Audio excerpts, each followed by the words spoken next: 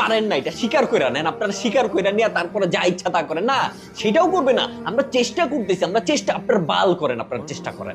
চেষ্টা করলে ভাই একটু তো রেজাল্ট হয়, একদিন হয় না, 2 দিন হয় না, 5 দিন হয় না, 1 বছর 2 বছর 5 বছর পরে তো রেজাল্ট হয়। আপনাদের রেজাল্ট কই ভাই? আপনারা চেষ্টা করতে করতে এক একজন প্লেয়ার রিটায়ার্ডে চলে যান, আপনাদের চেষ্টা শেষ হয় না, রেজাল্ট আর আসে না। আবার টি-20 ফরম্যাট যেখানে 120 বলের মাত্র খেলা হয়, সেই 120 বলের মধ্যে 14টা বল লাগে যাদের প্রথম 1 রান করতে, 1 রান।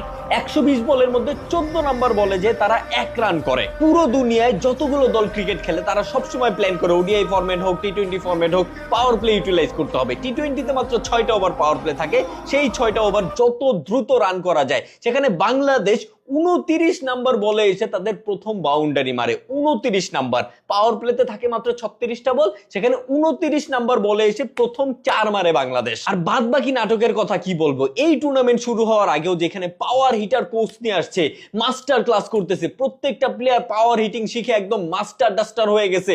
এরা তো 4ই মারে না ভাই, সিঙ্গেলই খেলে না, এরা শুধু 6 মারে, 6।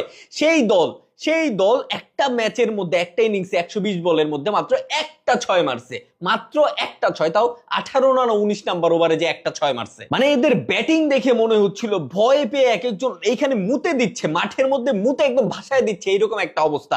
ফুল টাচ বলে এরা ডিফেন্স করতেছে, বাজে বলে ডিফেন্স করতেছে, বলারের হাত থেকে বল ছুটে গেছে এরা ডিফেন্স করতেছে, এমন একটা ব্যাটিং অবস্থা তাদের। এমনকি ব্যাটসম্যানরা লাইফ পাওয়ার পরও সেটা ইউটিলাইজ করতে পারে নাই, ক্যাচ মিস হয়েছে কোনো লাভ নাই, স্টাম্পে বল লেগে চলে গেছে, বেল পরে নাই, আউট হয় নাই, তাও কোনো লাভ নাই। এই যে সিচুয়েশন গুলো বললাম, এগুলো কিন্তু মিরপুরের মাঠের কোনো সিচুয়েশন না।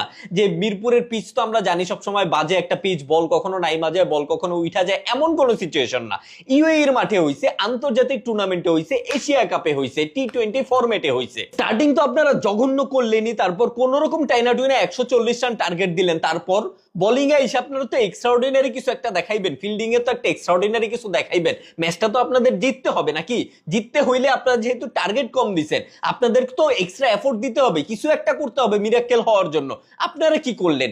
বোলিং এ এসে আপনারা এমন ভাবে বোলিং করলেন যেন আপনাদের টার্গেট 140 না 1040 রানের টার্গেট। আপনারা ওয়াইডের বাইরে, লেগ সাইডের বাইরে, অফ সাইডের বাইরে বল দিচ্ছেন, লুপা লুপা বল দিচ্ছেন, বল এমন জায়গায় দিচ্ছেন ব্যাটসম্যান মারতেও চায় না, এমনি ব্যাটে লেগে 4-6 হয়ে যাচ্ছে, ক্যাচ আসতেছে, ক্যাচ মিস করতেছেন। ভাই আপনারা খেলতে আসছেন, আপনারা খেলতে আসছেন না নাটক করতে আসছেন?